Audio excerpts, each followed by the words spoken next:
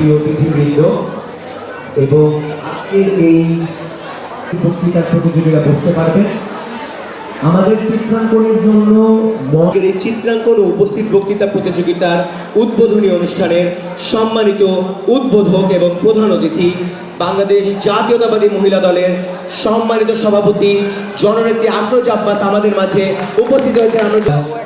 আজকের এই উদ্বোধনী অনুষ্ঠানের প্রধান অতিথি বাংলাদেশ জাতীয়তাবাদী মহিলা দলের সম্মানিত সভাপতি জননেত্রী আফরোজ আব্বাস আমাদের মাঝে উপস্থিত হয়েছেন এবং তিনি ঘুরে ঘুরে বিভিন্ন প্রতিযোগীর সাথে কথা বলছেন এবং প্রতিযোগীদের। বিসমিল্লাহির রহমানির রহিম। আজকে এই আগামীর ভবিষ্যৎ মেধাবী সব সন্তানেরা এবং আমাদের কিছু স্পেশাল শিশু আছেন, বিশেষ বাচ্চা, তাদের সকলকে নিয়ে যে সুন্দর একটি আয়োজন চিত্রাঙ্কন প্রতিযোগিতা। এই প্রতিযোগিতায় অংশগ্রহণ করছে আমাদের এই সুন্দর মেধাবী সন্তানেরা। এরা সকলেই আমার নাতি নাতনির বয়স। এই যে আমার বড় ছেলে পাশে, ভাগনা এই পাশে।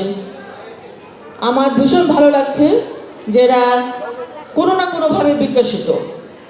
তো আজকে ওরা ওদের মানে যে ক্রিয়েটিভিটি, এটা যে প্রকাশ করছে ওদের যে এই আঁকার মাধ্যমে, এটাই তো অনেক বড় কিছু। সকলের তো সব গুণ থাকে না, কেউ লেখাপড়ায় শ্রেষ্ঠ হয়, কেউ কবিতা আবৃত্তিতে শ্রেষ্ঠ হয়, কেউ বিতর্কে শ্রেষ্ঠ হয়, কেউ উপস্থিত বক্তব্যে শ্রেষ্ঠ হয়, কেউ রচনা প্রতিযোগিতায় শ্রেষ্ঠ হয়, কেউ গান গেয়ে শ্রেষ্ঠ হয়, কেউ নাচে শ্রেষ্ঠ হয়, কেউ চিত্রাঙ্কন প্রতিযোগিতায় শ্রেষ্ঠ হয়। তো আমি মনে করি এই যে চিত্রাঙ্কন প্রতিযোগিতা, এটা একটা খুব বিরাট একটা মেধার দরকার। মানে ধীর স্থিরভাবে যে আঁকা, এই বাচ্চারা অনেক বড় জায়গা যাবে, কারণ এরা বুদ্ধিমান, বুদ্ধিসম্পন্ন বাচ্চা।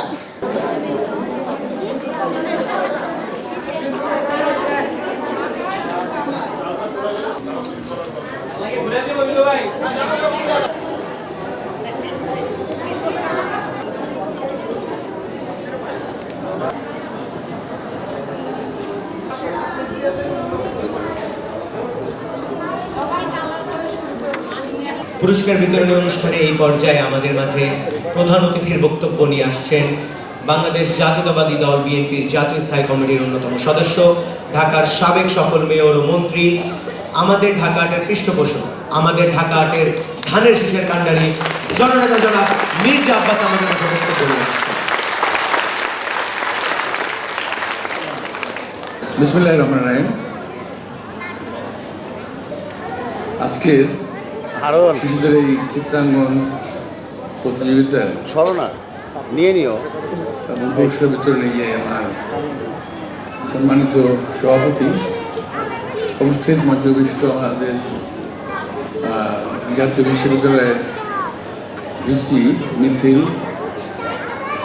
প্রফেসর রোহানি, উপস্থিত সম্মানিত অভিভাবকবৃন্দ এবং আমাদের জাতির সন্তানেরা, আসসালামু আলাইকুম। আমি একটা কথা বলবো, আপনারা হয়তো ভাববেন যে এরকম চটকদার কথা তো বলেই থাকে মানুষ। আসলে না, আমি একটা খুব বাস্তব কথা বলছি। সেটা হলো, আমি তো আমার যে রাজনৈতিক জীবন শুরু 1977 সাল থেকে, এবং তারপর থেকে বহু জনসমাবেশ আমি করেছি, বহু লক্ষ লোকের মিটিংয়ে বক্তব্য রেখেছি, হাজার লোকের মিটিংয়ে বক্তব্য রেখেছি, আবার 10 জনের মধ্যে বক্তব্য রেখেছি। বাট এই ধরনের একটা এক্সেপশনাল ব্যতিক্রমী একটি অনুষ্ঠানে আমি কখনো বক্তব্য রাখি নাই, এটাই প্রথম।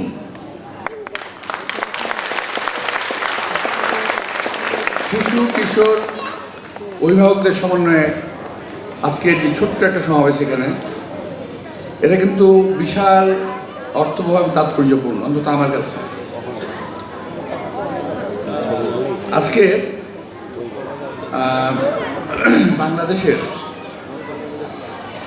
আমাদের মানসিকতার যে অবক্ষয় ঘটেছে, সেখানে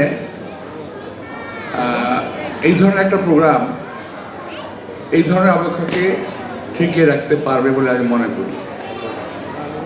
আমাদের অভিভাবকদের উদ্দেশ্যে আমার একটা ছোট্ট কথা হলো যে আপনারা খেয়াল করবেন, একটা দেশে প্রচলিত একটা শব্দ আছে, বলা হয় জেএনজি, জেনারেশন জি, জেড। শুনেছেন না নামটা আপনারা? তারপর আছে আলফা, তারপর হলো মিলেনিয়াম, আমাদেরকে বলা হয় ব্রোমার, কি জানি ব্রোমার বলা হয়।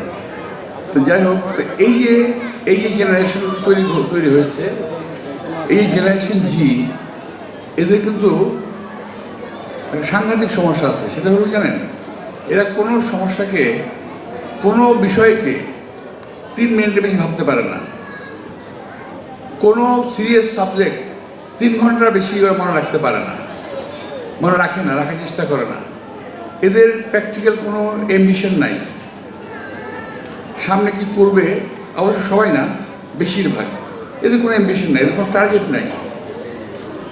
এরা গল্প বই পড়তে ভালোবাসে না, এরা ওই কী বলে সোশ্যাল মিডিয়া, এতে ব্যস্ত থাকে। খেয়াল করে দেখবেন, এরা সকালে ঘুম থেকে ওরা পছন্দ করে না। এর বৃষ্টিতে ভিজতে ভালো লাগে না, এদের নদীতে কিংবা পুকুরে গোসল করতে ভালো লাগে না। একটা অদ্ভুত একটা জেনারেশন কিন্তু আমরা পার করতেছি এখন, মারাত্মক একটা জেনারেশন।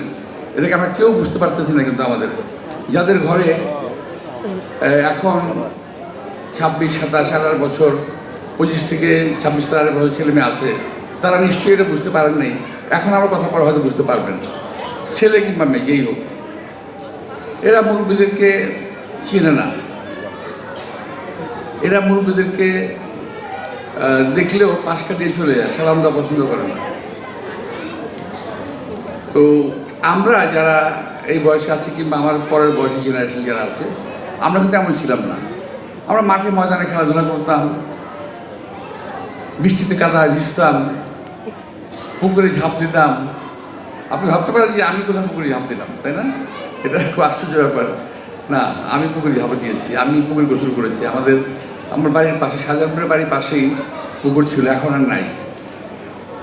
তো যাই হোক, আমি আমার অভিভাবকদের কাছে সুতরাং বলবো, বাচ্চাদের, যাদেরকে নতুন জেনারেশনটাকে, যারা আজকে অংশগ্রহণ করেছে, আমি যারা করে নাই, বাইরে যারা আছে, একটু যত্ন করে খেয়াল রাখবেন, খেয়াল করে রাখবেন। এরা যেন আমরা যেভাবে ছোটোবেলায় মানুষ হয়েছি, ওই শ্রদ্ধাবোধ, ভালোবাসা নিয়ে বড় হয়, এবং এরা যেন আরও প্রোগ্রেসিভ হয়, আরও সামনের দিকে চিন্তাভাবনা করতে পারে। কিন্তু এই ধরনের চিন্তাভাবনা না, এই যে জেনারেশন জেদের মতো যেন না। যে আমি অনেক কথা বলতাম আপনাদের সামনে, আজকে বেশি বলবো না, কারণ আড়াইটা বেজে গেছে। পুরস্কার অনেক কিছু আছে, বাচ্চাদের অফকোর্স ক্ষুধা লেগেছে, আপনারা ক্ষুধা লেগেছে, আপনাদেরও। তো আমি একটা জিনিস শুধু বলবো যে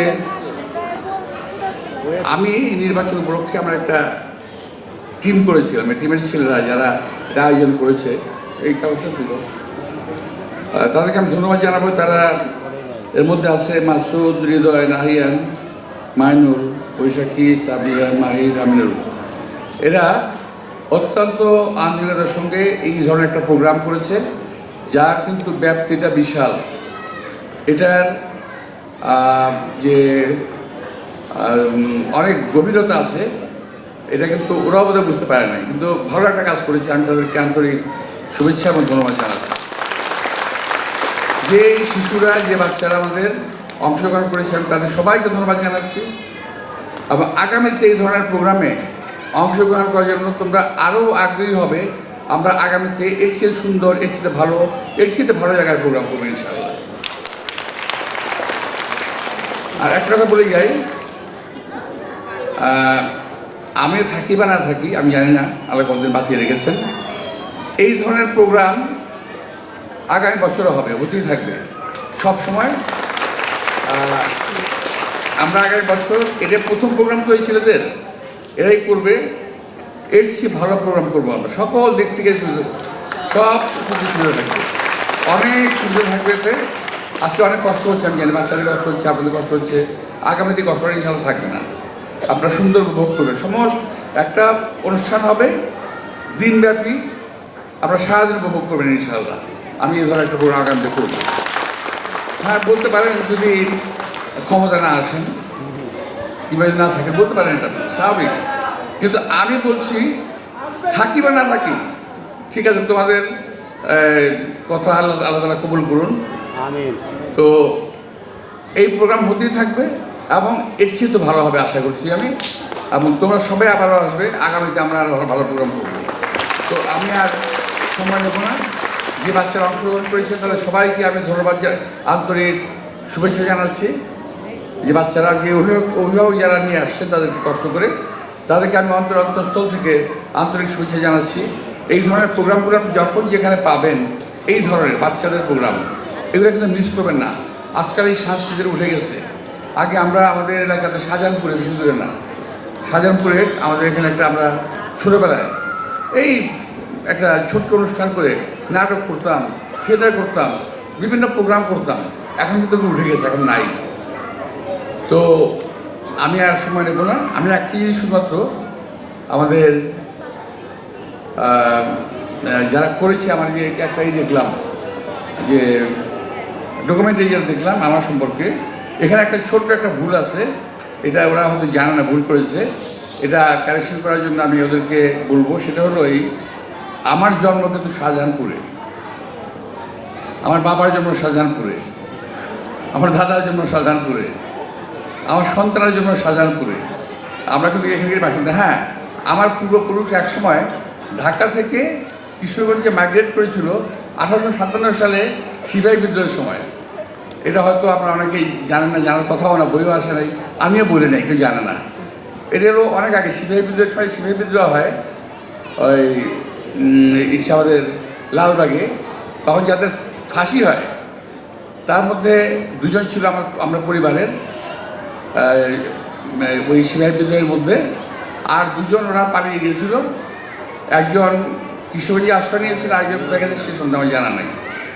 তো ওখান থেকে পরবর্তী পর্যায়ে আমাদের আবার ঢাকায় ব্যাক করা হয়। তো ওই কারণেই অনেকে আমাকে মনে করে কেউ কিশোরগঞ্জের, কেউ বলে ঢাকার। যাই হোক, আমি দুই জায়গারই, আমি দেশের, কোনো অসুবিধা নেই। কিন্তু আমার জন্ম ঢাকাতে এবং এই জায়গাতে শাহজাহানপুরে।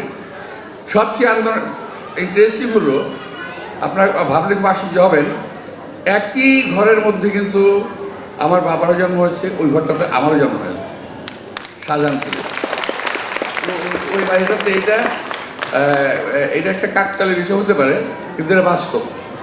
এই শাহজাহানপুরের ওই যে বাসাটা আপনি চেনেন, যদি আপনারা চেনেন আমার বাসাটা, এখন কনস্ট্রাকশন হচ্ছে। আমি আসল বাসাতে সরে পাশে গিয়েছি, ওখানে নতুন একটা বিল্ডিং হচ্ছে। আবার ভাইবেন না যে এটা আপনার সাহেব ওই এমপি হইয়া পাস করে আপনার দিয়ে আবার বাড়ি হয়ে ফেলছে, তা কিন্তু না। বাড়িটা 1 বছর আগে শুরু হয়েছে, কাজ শেষ হয়নি, শেষ করার চেষ্টা করতেছি আমি।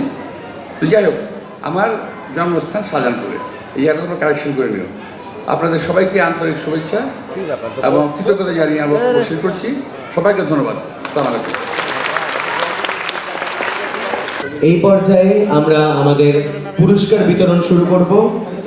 প্রথম স্থান অধিকারী ওয়াজিয়া হাসান আরিবা, ছোট্ট সোনামণি, যেটাকে জোরে করে তালি দিব আমরা।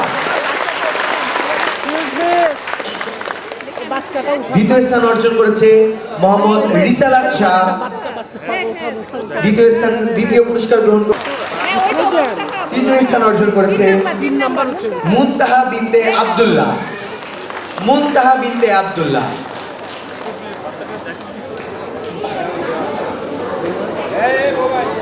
স্বেচ্ছাসেবকদেরকে অনুরোধ করব, যারা পুরস্কার বিতরণের আশপাশে ভিড়ে জমিয়ে আছেন, আমাদের পুরস্কারটা আমাদের প্রধান অতিথির হাতে তুলে দিতে আপনারা সহযোগিতা করবেন। যারা পুরস্কার বিতরণের আশেপাশে ভিড় করে আছেন, দয়া করে পুরস্কার বিতরণে আপনারা সহযোগিতা করবেন। প্রথম স্থান অধিকার করেছেন ঋষভশীল রিধি। প্রথম গ্রুপ গ চিত্রাঙ্কন প্রতিযোগিতার প্রথম পুরস্কার গ্রহণ করছেন ঋষভশীল রিধি। জোরে একটি করতালি দিব আমরা আমাদের চিত্রাঙ্কন প্রতিযোগিতার বিজয়ীদের জন্য। দ্বিতীয় স্থান অর্জন করেছেন ওয়াফিকা হাসান আজিবা।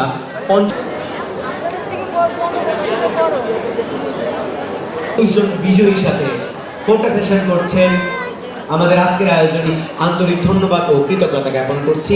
তিনি তার অতি ব্যস্ত সময়ের মধ্যে আমাদের আজকের এই আয়োজনে সময় দিয়েছেন।